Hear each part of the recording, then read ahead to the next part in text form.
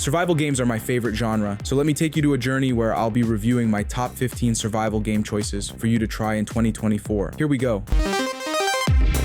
The whole concept of Ark is that it's a survival game that is set within a prehistoric world filled with dinosaurs. Ark has every game feature you'd expect in a survival game. You need to gather resources from the flora, fauna, and minerals found in the island you've been thrust into. You'll also need to build equipment and eventually structures to survive and thrive within the world. Out of the 100+ dinosaurs in the PC console versions, Ark used about 80 of them for its mobile edition. A simplified control mechanism designed for mobile platforms is also included in the mobile version. If you like the concept, you'll probably enjoy it. Sons of the Forest is a survival game that was almost entirely better than its predecessor. This version comes with a ton of helpful touch-ups and other features that raise the bar. It is set a few years after the forest and takes place on a lush, temperate island that reminded me of trekking in the Pacific Northwest of the United States. It challenges you to live and solve new secrets. It is roughly 4 times as large as the original map. The game does a great job of building tension, making every step feel like it could lead to a terrifying encounter. Combat, however, falls a bit flat. Melee and ranged attacks don't pack much punch. That said, the enemies, especially the cannibals, keep you on edge with their unpredictable behavior, taunting you and reacting to your every move. Valheim is a survival game mixed with RPG elements that will take you right into a great big Norse world of myth and legend. The game starts on the wings of a Valkyrie as your soul is whisked away to the 10th Norse world. You begin your story near some standing stones, which are the beasts that have to be beaten to proceed onward into your narrative. It is really fun when you can start building Viking-type houses and ships. As long as you know how to build, then the sky's the limit for what can be created. One thing is for sure, there is a ton of content in this early access title, and you will not get bored. LifeAfter's premise isn't very original, but it is a favorite. A devastating virus brought the world to its knees, later destroyed governments and major institutions, and turned the infected into zombies. One of the most important aspects of life after survival is housing. You are granted a location to reside in the development zone, your manor, after being saved and brought to Hope 101, but you will need to upgrade it. In order to upgrade your home and unlock various equipment and skills, you must finish missions and tasks. If you unlock all the essentials, such as the walls, floors, roofs, garden space, and tools, your manor can be fully customized. Then you have to cultivate the building supplies. There's so much to explore that you should try it.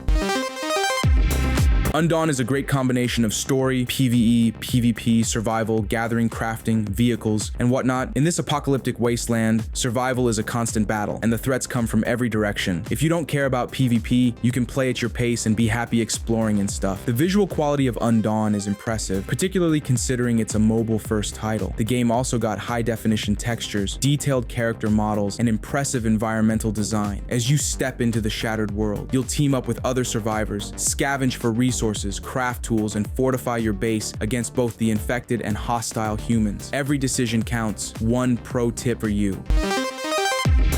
Last Day on Earth is a hardcore multiplayer survival game set in a post-apocalyptic world with crafting, bunker vaults to raid, PvP, and lots more. The game looks neat and plays super smoothly. However, it doesn't have a unique selling point like Frostborn or Westland Survival, which is why it's just good. Base building is simple yet really fun. Areas on the map are varied and interesting. At the time, multiplayer was just strategically raiding other players' bases, which I really enjoyed.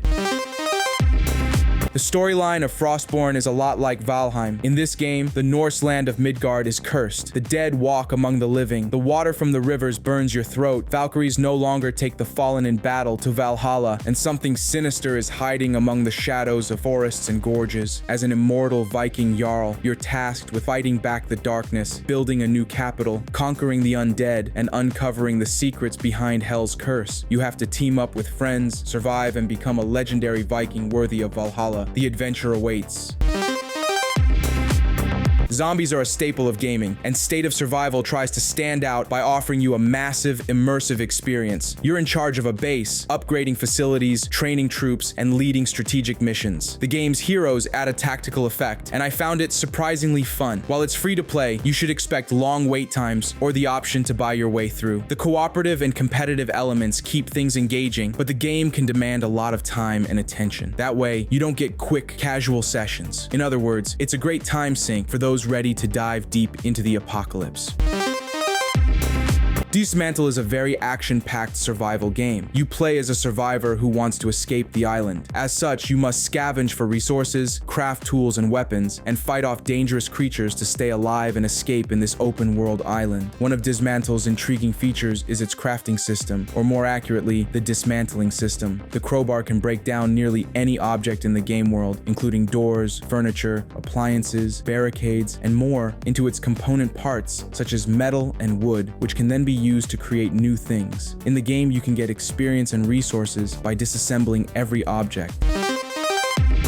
Don't Starve has never failed to cure my boredom. You can even play it offline. The gameplay is quite fun, and the lore of the game is so interesting. It drops you into a harsh world where you gather resources by day and craft items to survive the deadly nights. The cycle can feel repetitive, and the difficulty often leads to unfair deaths, especially when items are hidden or hard to reach. If you enjoy punishing challenges and dark humor, Don't Starve offers a rewarding, if often brutal, experience. All the characters have their own unique traits and features, and the mobs in the game are so unique. I love how there's different seasons in the game, and each season has their own boss. Fight mechanics are a little difficult to master with a touchscreen, I'd say. Do take a look at this one.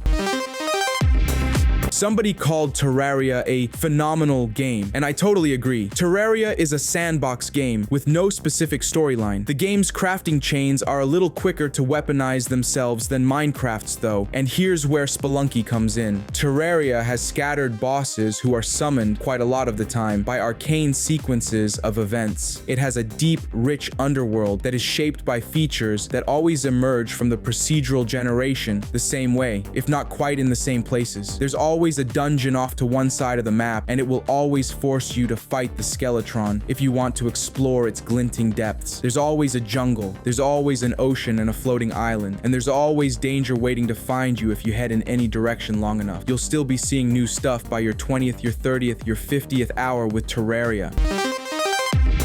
For introduction, Once Human is a free-to-play open-world survival crafting game. The game makes its take on excitement by centering the end of the world on an alien infestation, rather than the standard zombie or nuclear war scenarios. Living or otherwise, this alien life can transform almost anything into a hideous monster. Sure, the shuffling, snarling person appears to be a zombie, but when it turns around, it shows a dazzling stage light for a head. I've faced light bulbs that have transformed into huge spiders, malevolent trees, and even a bus that has developed an unlucky number of giant legs and trotted up and down the road like the largest, yellowest, and oddest centipede imaginable. I didn't see those adversaries coming, so Once Human has been full of surprises.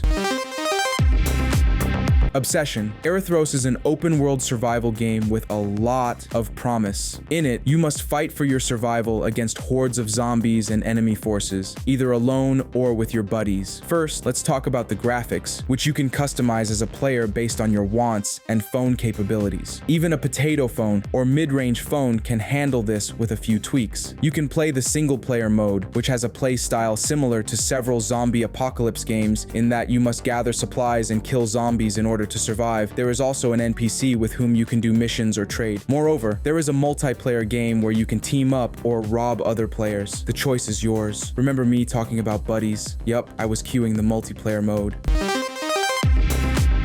I'm a major fan of Helio's Westland survival, so when I heard about Amikin, I knew I had to try it. When it comes to base building, this game is comparable to Westland, but that's about all the similarities there are. This is a standalone game with stunning graphics and a unique storyline and arc. The monster aspect of this game is amazing. Apart from eggs being practically useless due to low returns, the combat, catching, and progression of monsters are efficient. However, I feel that the cost of evolving could be lower. Crafting and construction are also very intuitive. My only real complaint is probably the items breaking too easily, requiring you to fix or make new ones too often.